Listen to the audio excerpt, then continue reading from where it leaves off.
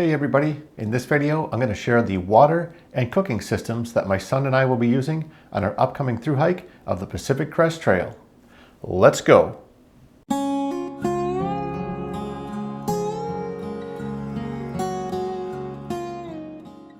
Over the next several weeks I plan to put out a couple of videos talking about the different gear that we'll be taking on our PCT hike. I'm not going to put it all into one video, that way it's a little bit shorter viewing time for you guys, and also you can focus on the stuff that you're most interested in. Now, the gear that Callan and I are taking is very similar for our cooking and water systems, but it's not identical. And I was thinking that maybe after the hike we could do some kind of a compare and contrast, kind of take a look at which gear we like better since it's not exactly the same. Let's start with our water systems.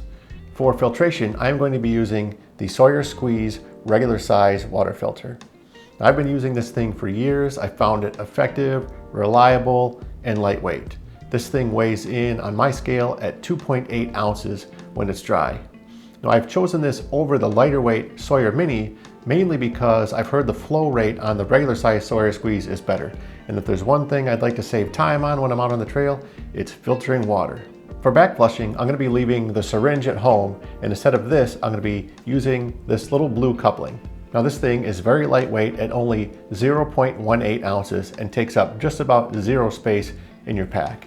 And the way you use this thing is you take the Sawyer Squeeze and you just screw it on the end just like this, and then you take a smart water bottle with clean water and put it in this coupling here and force water through the other side, and that will back flush your filter for you. Definitely a little bit less space and weight than taking the syringe. Callan, on the other hand, has been a long time user of the Sawyer Squeeze, but for this trip is making the switch to the Katadyn Be Free. The reason he's doing this is because last summer we were backpacking with a good friend of ours who switched to the Katadyn Be Free as well, and seemed to have a lot better flow rate than Callan was getting from his Sawyer Squeeze. He borrowed it a time or two and was hooked. So he picked up this one, and we'll see how it works out on the trail. Now this weighed in at 2.25 ounces on my scale, so it's slightly lighter than the Sawyer Squeeze. What we need to find out though is after a couple of months of use is how does the Katadyn Be Free hold up to the Sawyer Squeeze for flow rate? And we'll report back to you guys on how that turns out. When we're out on the trail, we will have a total water carrying capacity of 5 liters each. And the way we're going to do that is, first of all, by having our clean water bottles, we're going to each have 2 of these smart water bottles with us. We like these because they each hold a liter and they're nice heavy plastic, practically indestructible. It wouldn't surprise me if they were going to last us the entire trail. They also only weigh 1.37 ounces each. The next thing we'll be carrying is a 1 liter dirty water bottle or source water bottle, and we'll be carrying the 1 liter Aquafina. The reason I like the Aquafina is because, first of all, it fits really well into the back of the Sawyer Squeeze, a nice tight fit with no leaking. Second of all, the plastic is a little bit thinner than the smart water bottles, and it allows you to squeeze water through just a little bit easier. Also, the Aquafina water bottle is a little bit lighter than the smart water bottle. It weighs in at 1.3 ounces. The final 2 liters of water carrying capacity will come in the form of the 2 liter platypus water bladder weighing in at 1.26 ounces. This will mostly be empty, kept in the bottom of our packs. However, when we get to those long dry stretches, we'll fill these things all the way up to give us that complete 5 liter capacity. Now, if there are any areas where that just doesn't work and we need even more water, we figure we can always stop in town and grab an extra liter or 2 of smart water. One thing we decided not to carry are backup solutions for purifying water like bleach or aqua Myra. A lot of people take these with just in case, but this is the way I see it. We each have our own water filtration system, and if I was to lose mine or break it, I can always borrow Callan's and vice versa. In the unlikely event that both of us would lose or break our water filters, we can always, as an absolute emergency till we get to the next town, just boil our water. Or most likely some hiker would take pity on us and let us borrow theirs. However, one thing I am taking as a backup are 2 of these backup O-rings for the Sawyer Squeeze. Now, I've never lost an O-ring out of my Sawyer Squeeze, but I have heard a couple of stories about it. So for 0.03 ounces each and just about no space in your pack, hey, it's an insurance policy I'm going to take with me. So as you can see, our water systems are very similar, with the main difference being that I'm carrying a Sawyer Squeeze, and Callan will be taking the Katadyn Be Free. And we'll let you know how that turns out, which one we like better, after some time spent on the trail. All right, let's take a look at our cooking gear. First thing is the Spork, and we both use the same Sea to Summit long-handled Spork. This thing is pretty lightweight at 0.38 ounces, and it's also got a nice long handle for digging into those bags of Mountain House. Another thing I like about it is the fact that it's metal and it's not very breakable.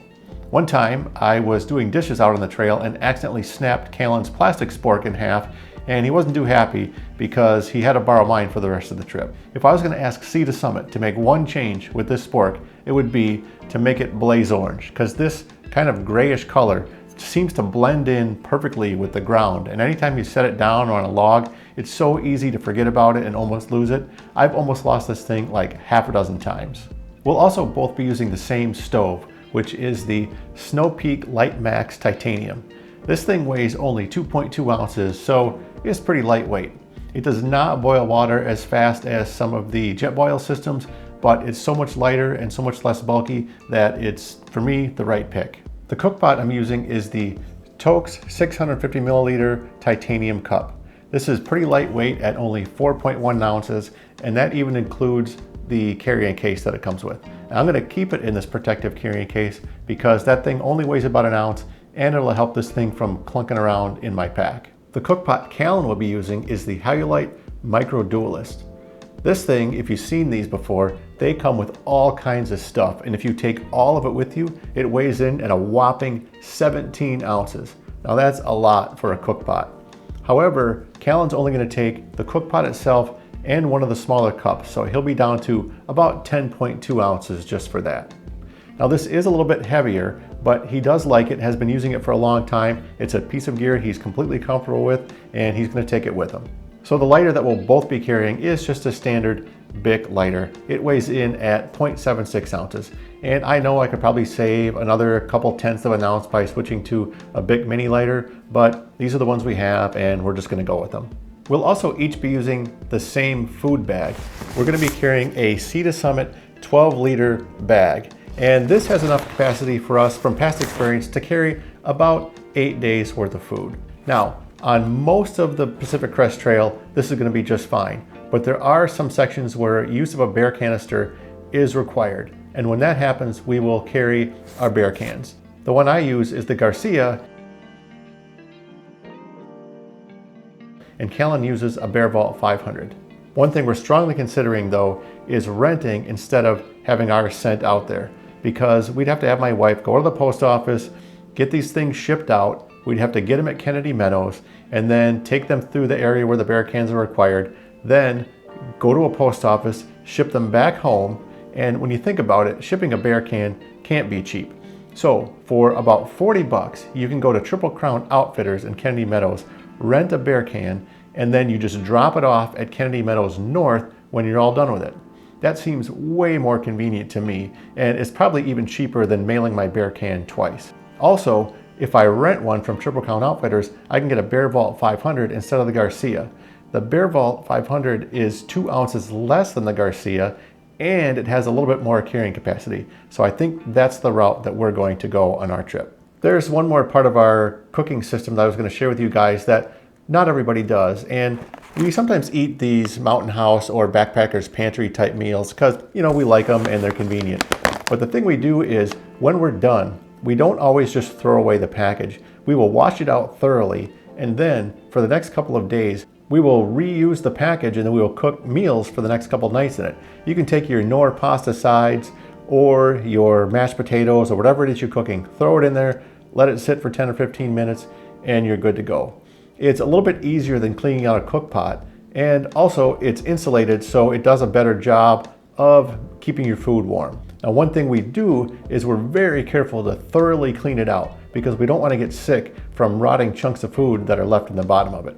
And also, we only do it for a couple of days and then we toss it, and then the next time we get to a town, we'll just grab another one and we'll repeat the cycle. So that's a look at our water and cooking systems for the Pacific Crest Trail.